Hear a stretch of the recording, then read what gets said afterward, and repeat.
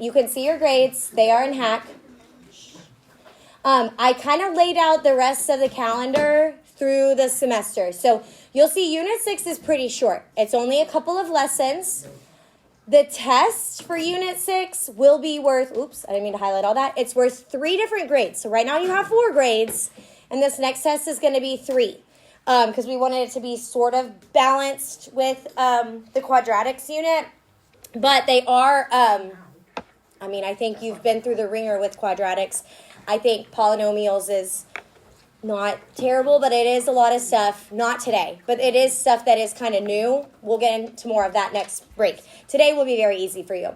And then we do have a 7th unit that we will teach, and then reassessments, Unit 4, 5, and 6 will all be the last 2 days. It is a long way away. But you should at least know, like, your grades will be set after that Unit 6 test, and then that will give you, like, again, almost 2 weeks to prepare for those reassessments. Yes. So just, again, so you're aware of, like, what's happening when retests are. Be prepared for that, okay? What we're doing today is we are starting operations with polynomials.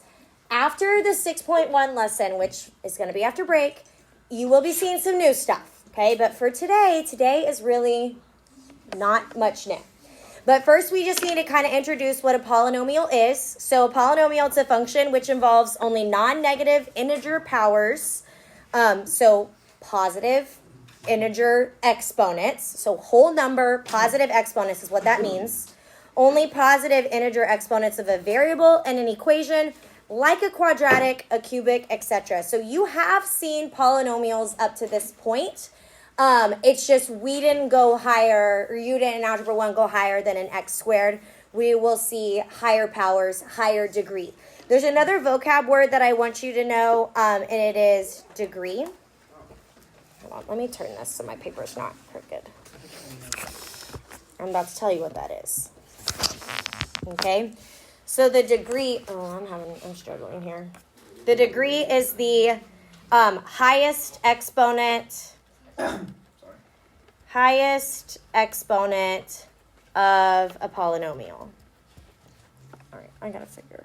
So for instance, when we talk about degree, we're talking about what's the highest exponent that has. Typically, when you're in standard form, it should be in the front. It should be the first thing. So like a quadratic, here's a quadratic. We've done a deep dive in quadratics the past month and a half. Quadratics are degree 2 because that's your highest exponent. You're going to have an x squared. Linear functions are degree 1 because you have mx plus b, and that's x to the 1. But these are still counting as polynomials. Ones you haven't really seen before, which in Algebra 2, we will graph. That's kind of one of the things we're going to do after Unit 6. We will graph cubics. But we won't graph higher than that. But here's an example of a cubic equation. A cubic equation is degree 3. Degree 3. This would be a degree 2. And then also this last graph is a quartic graph. We will not graph those, but we will talk about those equations. Maybe. And it is a degree of 4. What about 5? Is that like this one? Oh, no, I don't really think they have special names after quartic. It's just 5. It's just polynomial. Polynomial is grade 5. So one thing that is interesting, though, about the degrees are the degree of the function tells you the greatest number of roots that you can have. So we've talked about quadratics. Remember, we could have 2 roots. That's the most we could have because it's degree 2. We could have 1 or we could have 0. With a cubic, you can have up to 3. With a quartic, you can have up to 4, but it can't ever be higher than that degree. But that's kind of something you'll talk a little bit more about in pre-cal because you will do more graphing of polynomials in pre-cal. We used to teach it, but they took it out of our curriculum a few years ago. It's kind of fun. So characteristics of a polynomial are that they contain smooth or rounded curves. So like absolute value, remember absolute value is a sharp turn. That's not a polynomial, okay? So if you look at these, because it's a sharp turn. Polynomials are only smooth or rounded curves. So that's why your parabolas, they are that shape, they are curved. Cubics, they also have a little twist through it, but they are not like sharp turns. They also have to be continuous, so there's like no asymptotes, there's no discontinuities, there's no stopping points. There, you are able, what? What was that word you said? Asymptote? It's like a boundary line. Like, you saw them in Algebra 1. Like an exponential graph, it has like an asymptote right here. Like it won't go below that line. Oh. Polynomials won't have that. We'll talk a lot about asymptotes in the second semester. But you can draw a complete polynomial, like without picking up your pencil, okay? And so this is what they kind of look like. I think my variable here, it probably said f of x. It did get hole punched out. Now, this looks kind of crazy. But basically, the a sub n's, those a's are coefficients, okay? So when you list that, this is just your coefficients. So those would be numbers, 2x to the fourth, minus 5x to the third, that type of thing. Your variables, when we're in standard form, the exponents need to be decreasing. So that's why it says x to the n minus 1. ... x squared x, and then no x. So when we put them in standard form, we're going to want our exponents just descending. That's all it is. I know it looks crazy. We're not going to really have that many terms, but you could. So that these are just like definitions of a polynomial, what they look like. Not really what the whole point is of today, but it just so you kind of know vocabulary.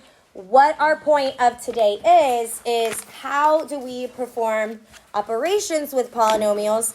And that's really the big idea of this entire unit. However, the way that we're going to break it down is we're going to cover adding, subtracting, and multiplying today because it is stuff that you really have already done before and it is not crazy. We're going to spend 2 days on division because polynomial division is kind of a whole new thing. So that is to come.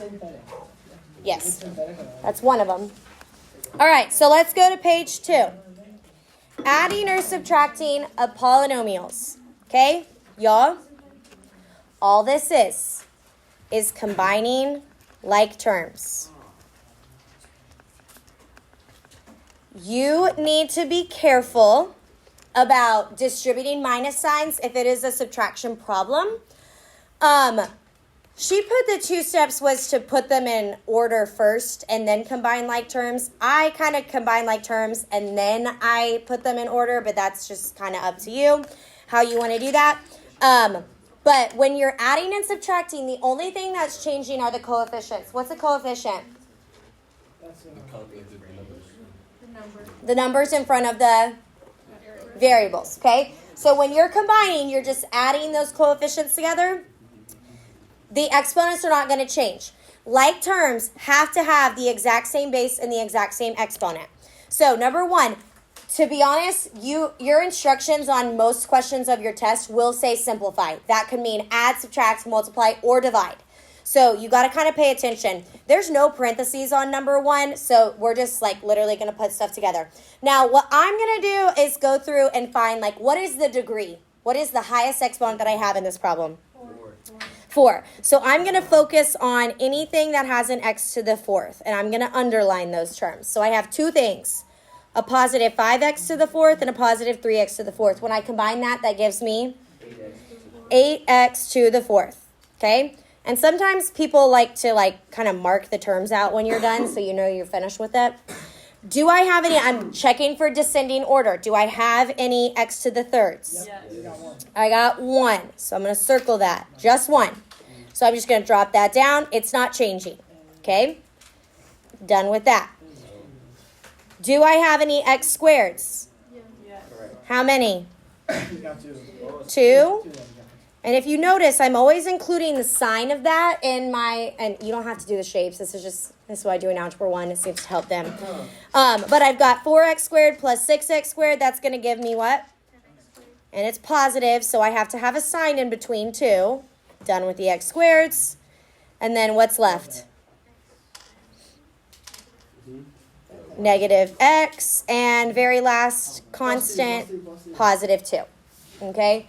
So this is my simplified polynomial. It's less terms than it started. It's in the correct order. Life is good. Okay? All right, the next question. Add this to this. Again, this is telling you the operation. You are adding. It may look like that, or I'm going to write what it could look like without the words. You don't really have to do this if you don't want to, but it could look like this. 11x to the third minus 8x squared plus 5x minus 12 plus 17x to the fourth minus 3x to the third minus 9x to the seventh. Oh my goodness.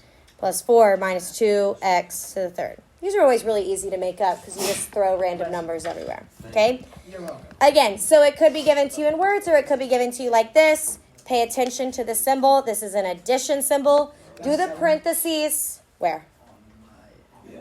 The 7 at the exponent right there? Yeah. I thought it Yeah. was go past that. It goes past 4, we don't have a name. No, they don't have a special name for it, but you can have a graph like that. Okay, hey, do I need the parentheses if it's an addition problem? No, but parentheses are very important if it's a subtraction problem, okay, which we'll get to. So, finish number 2. How do you know when the... Let's talk about 3 and we'll skip 4. I promise I'll skip doubles so that way we can have just more of a chill. The only thing I just want to stress on number 3, and number 4 is similar, okay, but it's just the wording, okay? Addition is commutative. What does that mean? It's like both ways. Both ways work. 5 plus 3 is the same thing as 3 plus 5. It's subtraction commutative. No, it's not. No, so you have to be careful. Hey, I am trying to make this as short as possible. It is disrespectful to be having side conversations while I'm trying to teach. Please stop. It's not hard to do. We can knock it out real fast, but if I have to stop every 5 seconds, it's annoying. Okay?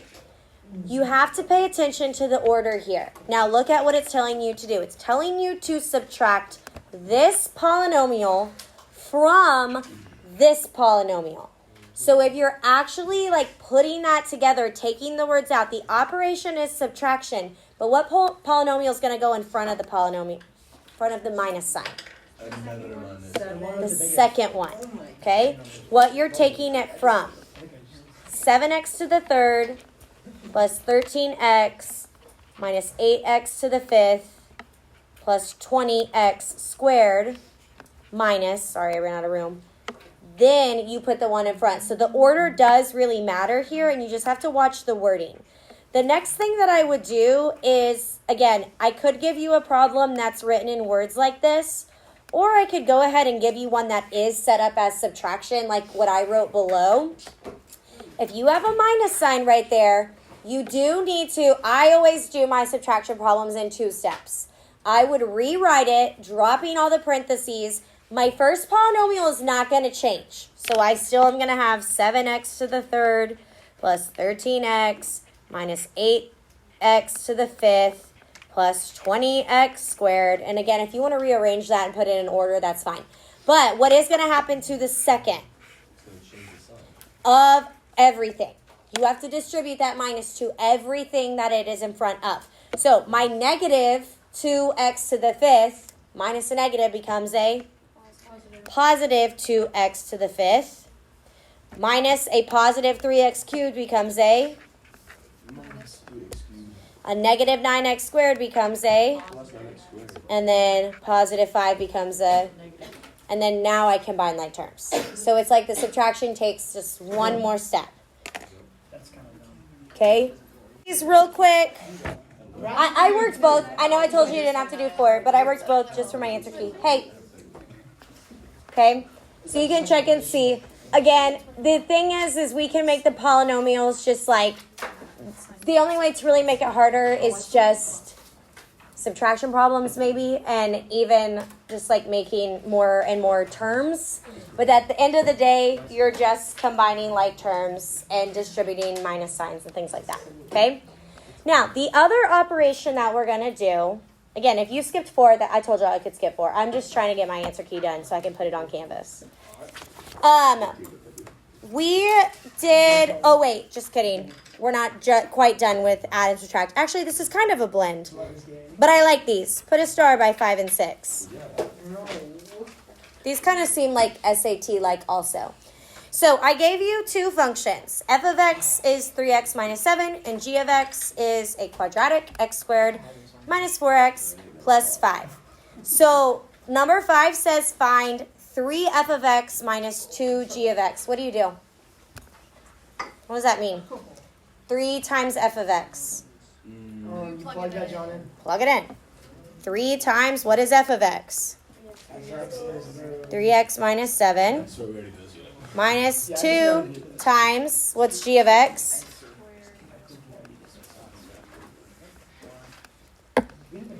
And then simplify. Yeah, today's lesson is its own test topic on your next test. Listen, I'm doing the best that I can. All right, this problem is a blend. This is going to be a little bit of multiplication and addition. I like it. I like this problem. Okay?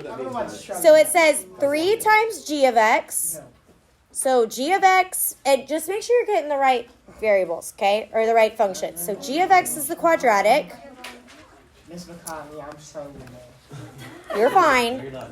Okay, now look at what this says. This says f of x squared. So what is f of x? F of 3x minus 7. 3x minus 7. And then what are we going to do to that? Square. So what do we have to do? We have to FOIL. Oh my gosh. Very good.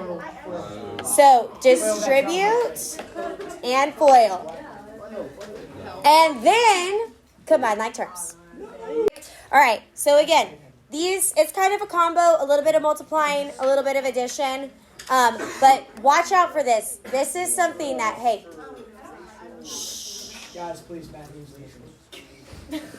This is something that in pre-cal next year, when you show up in August, if you don't know that you need to multiply that binomial times itself, using FOIL, using whatever you use, this is embarrassing, okay? So make sure you watch out for that. You do need to FOIL it. I went to the side, multiplied it out, put it back there, and then combine. With multiplying polynomials, we have multiplied binomials and binomials. So we're going to skip a more to binomials times trinomials. Again, I'm not a box person usually, but this is like the one case that I do think that working with a box does make things a little bit easier and a little more organized, especially when it comes to binomials and trinomials and so on and so forth.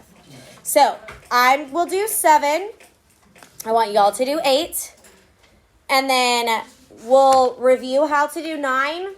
We can skip 10, and then we're going to do a couple on the back. We'll do half the problems on the back. So if you know what you're doing, that's great. Shut your mouth and do it. Sorry, I didn't mean for that to sound as mean as it did. But we're going to do 7. I'm going to talk through 7. You are going to do 8. We will review how to do 9. This was on your last test, so you should know how to do it, but we're just going to review it. And then we'll do the stuff on the back. In case you don't know how to do something, please let me teach number 7 for anyone that doesn't remember or know how to multiply with a box so you can see it. Everyone else, be quiet and work on these problems. We're going to do the back. Okay? As far as making a box, I'm going to put my binomial on the side. I'm going to put my trinomial, which is not in standard form. I don't really know why. Do y'all want to switch it or we just want to leave it? Switch it. Okay. So 2x squared. It is backwards, and I don't really know why. But that's okay. We can switch it around. The 1's positive. The 2x squared is positive. Now, when it comes to multiplying, there is one thing that's a little bit different. Can your exponents change when you multiply? Yes, they do. They have to. Because you're doing the addition of the powers, if you think back to Algebra 1. So when I multiply 2x squared times x, that's going to give me what? 2x to the third. Okay? When I multiply negative 4x times x, that's going to give me 4x squared. And then positive 1x. This will be 4x squared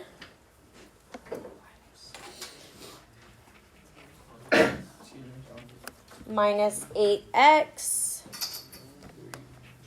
positive 2. Now, multiplying into the box, you're not done. Now, you just need to write it in standard form. Look for things to combine. Is there anything to combine with my 2x to the third? No. No. 2x to the third. What happens to my x squareds? They cancel. They will zero out. My x's can combine. Negative 8x plus 1x is, 600. now you're adding there. And then nothing to combine with the positive 2. Now, one thing to notice, all of the answers I've gotten today are just expressions. Because I started with just expressions. We added, subtracted, now we're multiplying expressions. These are no equations. There's no solving. You don't have to put y equals in front of these. This will change on the back. But these are just multiplying expressions. So try number 8. So here's these two. Again, multiplying binomials and trinomials. Big deal. I'm going to star these. I like those. We are going to bring back some of the imaginary stuff. Again, we're going to do enough of questions like 10 on the back. So let's just review. For those of you that may be taking a retest in a couple weeks, let's review how to do problem 9. When you're multiplying some complex numbers, where do you start? What's it called? What are they called? What are they called? We need to know. So I think it starts with C. Starts with the C. Which ones are conjugates? Reversibles. Reversible. Which ones are the conjugates? 1 plus 4i and 1 minus 4i. Okay, so it's the ones that are the same numbers, but one's positive and one is negative. So those are our conjugates. We're going to FOIL those first, and if you remember the property, you really don't have to do all the foiling. It's going to become 1 Oh my gosh. minus 16i squared, because the middle terms are going to drop out. What is I squared? It's like. That John's -1, and then that actually just positive. What is I squared? Negative. Negative 1. So this becomes a positive 16, and 1 plus 16 is? Then bring down the other one. Y'all did very well on this question. But I did have some people miss it, and in case that was you, you would need to start with the conjugates. It's going to get really, calm down. It's going to get really messy if you don't do the conjugates first. So, just FYI. And then you just read, what? 85i. Oh. Well, no, that's not that crazy. If you don't multiply the conjugates first, you end up getting like I to the thirds and all this stuff, and it's just ugly. Ugly. I'll tell you that. Okay? All right, we'll skip 10 because we're going to do problems like 10 on the next page. What? Yeah, 17 times 3 is 51. I'm going to give you a quick pay for this one. Okay, last thing. We will do the odds. Okay? So 11 and 13. Now, up until this point, hey, unless you want to miss points on your tests, like for not writing y equals and make a 99 when you could have made 100. Okay? I want you to pay attention to, I kind of said this a minute ago. Up until this point, we've been dealing with expressions. What is an expression? An expression is like that y equals. No, that's not an expression. Expression does not have an equal sign. It's just a list of stuff. So we've been just putting stuff together, no equations, no solving. So all of these are expressions. They're simplified expressions. On questions like 11 and 13, and 12 and 14 are just repeats, okay? It says to write the what? So what should your answer have? Y equals. So go ahead and put that there at the very end. You are going to have a y equals on these types of problems because you're writing an equation. Now, this question, 11, and one like 12, was on your last test. I had multiple people leave this question blank entirely, okay? Because we didn't know what to do, or we just were way wrong. Some of them were not blank. Some of them were just wrong. Lots of wrong. So we're going to try it again. It is if you know how to do it. If you don't, it's not so easy. So remember, with these, I'm giving you the roots. So I would set x equal to each of my roots. Now, I need to recognize that plus minus means there's two separate ones.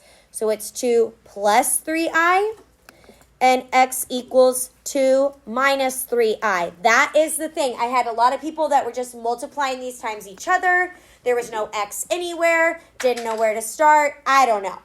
We're going to try it again, and it's going to be on your next test, okay? And it's going to be on the retest if you're taking that. So then you need to get it back as a factor, which means move the stuff back over. So I would have x minus 2 minus 3i is a factor. And the other factor is going to be x minus 2 plus 3i. Thank you. Those are the two factors that I was looking for. Some people had like the signs missing, but whatever. So it becomes a multiplication like number 10, which is why I said we could skip it because we're going to do it right here. 3 terms times 3 terms, really recommend a box because, again, it does get kind of crazy. Some people didn't do a box and we're still able to get it right, and that is great. I like to do the box because, again, my handwriting is kind of sloppy, and I think it just helps me keep a little more structure in my work because there is quite a bit of combining. There's some stuff that zeroes out and goes away. So, again, I just like to keep that there. But it stinks when I'm grading and I'm like, you have all this right work, but you've just done something silly like lost a sign or just not combined correctly. So we just got to be careful. But again, it's a multiplication. X times x is x squared. I'll go row by row. So then this is a negative 2x, and then this is a positive 3ix. Middle row will be negative 2x, positive 4, negative 6i. Final row. You forgot the I.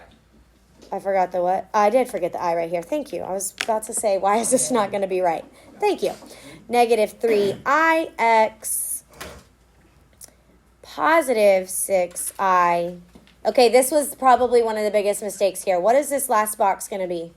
That's going to be squared. Okay, what is it going to be before we simplify it? I squared. Negative 9i squared. I had a lot of people get the I squared and then replace that with a negative 1. A lot of people not multiplying, though. You have to multiply those coefficients, and then it becomes negative 9 times negative 1, which is positive 9. So really, there's a positive 9 right there. Okay? Simplify out things that will become 0. Combine things that can be combined, which is going to be these two numbers. And how do you write your final answer? Y equals what? X squared minus 4x plus 13. Minus 20. Okay? So number 12 is just like that. Let's look at 13. I like 13. I don't. Star it. Star it. It actually takes it to more of a like greater polynomial because we've already done quadratics. So how many roots does this function have? 3. 5, positive 3i, negative 3i. So what could the degree be? What's the lowest it could be? The lowest? Lowest could be, no, it has to be, if there's 3 roots, it has to be at minimum degree 3, okay? So that would be my final equation. So what should I put in my answer blank? Y equals. Now we're going to start the same exact way. X equals, one of them is 5. That's going to be an easy factor, okay? So that's great. Why is this one different than There's 3 roots, and then your imaginary roots do not have a real number in front of it. It's just x equals positive 3i and x equals negative 3i. The other ones were like 2 plus 3i, 2 minus. So when you write this back as a factor, it's only going to be a binomial versus this factor was a trinomial. You see what I mean? Okay. Okay. So x equals 5. How do you write that as a factor? X minus 5. X equals positive 3i. Write that as a factor. X equals negative 3i. I write as x. So as far as getting this to standard form, we're going to have to multiply it out. And what do you think we're going to start with? The ones that are similar. These guys. Okay? You do FOIL. So this will become, I'll go over here and do that. This will become x squared plus 3ix minus 3ix, convenient, minus what?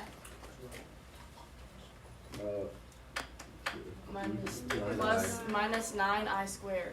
Okay? Your xi's will go. And I didn't do a box. I did FOIL because it was 2 terms times 2 terms. And what is I squared? -1. So this is going to become x squared plus 9. So then I'm going to take that back, and now I'm going to multiply x minus 5 times x squared plus 9. I can still FOIL because, again, it's 2 terms times 2 Oh, it's terms. cubed. It's cubed. And it will be cubed. It will be cubed. So this will give me x times x squared is X cubed. X times 9 is 9x. -5 times x squared is, -5x squared. and then -5 times +9. Minus 45. Is that in standard form? Yeah.